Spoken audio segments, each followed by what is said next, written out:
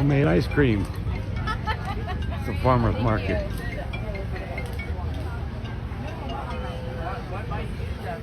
Sweet Valley ice cream. I just wanted to let you know. Look here. Show you something. That's what's smelling so good. Yeah, smoker. I'm good. How are you doing? I'm good. Are you a smoker? Yes, sir. All right. Smells good. What you got in there? We got some ribs, pulled pork, and brisket. Yeah, I mean in your furnace. Yes, sir.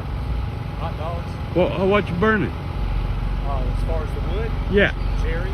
Oh, okay. That will be good. I'm gonna have to try some before I go home. Oh, yes, sir. We'll have some. All right.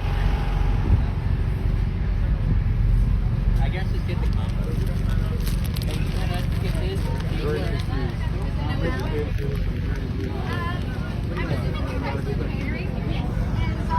Thank you.